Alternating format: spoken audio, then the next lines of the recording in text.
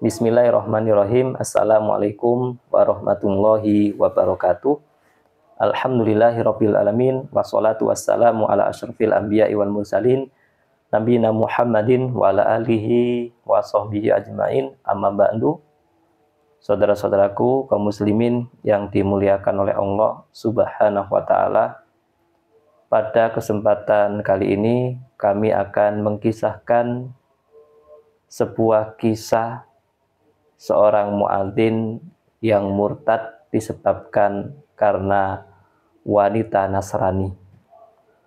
Kisah ini dibawakan oleh Al-Imam Ibnul Qayyim Al-Jauziyah rahimahullah di dalam salah satu kitabnya yang berjudul Ad-Da' wad-Dawa, bahwa di dalam kitab tersebut Imam Ibnul Qayyim rahimahullah mengisahkan seseorang yang tinggal di negeri Mesir, yang orang tersebut kegiatan sehari-harinya adalah adzan di masjid untuk mengumandangkan adzan pada saat memasuki waktu sholat. Dan nampak dari orang tersebut nilai ibadah dan ketaatan. Dan suatu ketika orang tersebut naik menara untuk adzan sebagaimana biasanya. Pada saat berada di atas menara, dia melihat rumah yang ada di samping masjid tersebut, yang tidak lain milik orang Nasrani, dan kebetulan memiliki anak perempuan. Pada saat berada di atas menara, sang muadzin melihat wanita atau perempuan anak Nasrani tersebut. Lalu sang muadzin tidak jadi azan, turun dari menara dan memasuki rumah tersebut. Lalu tentu sang wanita Nasrani tersebut kaget atas kedatangan laki-laki yang biasanya adzan tersebut. Ditanya, kenapa kamu ke sini? Kemudian laki-laki tersebut mengatakan, engkau telah memikat diriku, merampas akalku dan mengambil seluruh isi hatiku.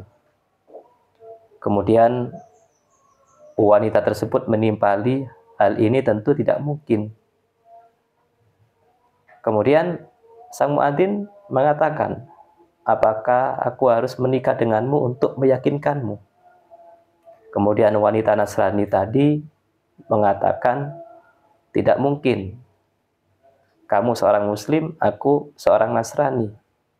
Dan ayahku tidak mungkin menikahkan aku denganmu. Lalu sang muadzin tidak disangka malah mengatakan, apakah aku harus menjadi Nasrani untuk menikahimu? Kemudian wanita itu mengatakan, jika kamu mau, lakukan, tidak masalah. Dan na'udzubillah, di hari tersebut, sang muadzin keluar dari Islam, memasuki agama Nasrani, untuk memeluk agama Nasrani, demi menikahi wanita Nasrani tersebut. Tepat di hari yang sama, setelah sang muadzin murtad, na'udzubillah, sang muadzin naik ke atap yang berada di rumah istrinya tersebut, wanita Nasrani tersebut. Kemudian ternyata dia terjatuh dan meninggal pada hari itu juga. Waliyadzubillah, seorang muadzin yang selama ini mengumandangkan adzan, memanggil orang untuk melaksanakan sholat, meninggal dalam keadaan murtad atau tidak memeluk Islam. Tentu pelajaran yang dapat kita ambil dari kisah ini, bagaimana kita selalu memohon kepada Allah Subhanahu wa taala agar hati kita diteguhkan di atas agama Allah, yaitu Al-Islam. Salah satu caranya kita membaca doa yang sering dibaca oleh Rasulullah SAW pada saat beliau bersama Ummu Salamah. Apa doa tersebut? Diriwayatkan dalam hadis Tirmizi dari Syahr bin Hausib radhiyallahu anhu. Beliau pernah bertanya kepada Ummu Salamah radhiyallahu anha, "Wahai Ummul Mukminin, apa doa yang sering dipanjatkan oleh Rasulullah SAW pada saat beliau berada di sisi Anda?" Lalu Ummu Salamah radhiyallahu anha menjawab, doa yang sering dipanjatkan oleh Rasulullah SAW pada saat beliau berada di sisiku adalah Allahumma ya muqallibal qulub tsabbit qalbi ala dinik.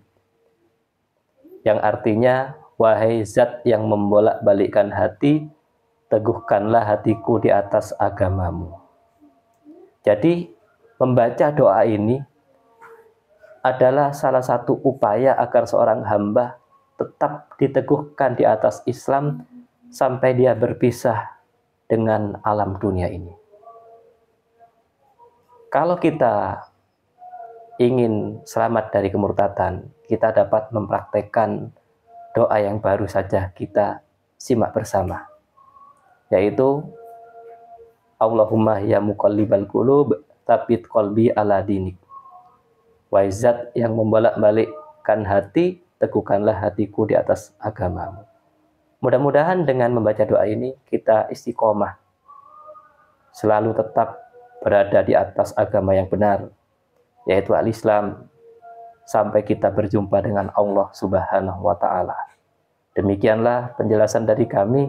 Mudah-mudahan bermanfaat buat seluruh saudara-saudaraku kaum muslimin dimanapun Anda berada. Assalamualaikum warahmatullahi wabarakatuh.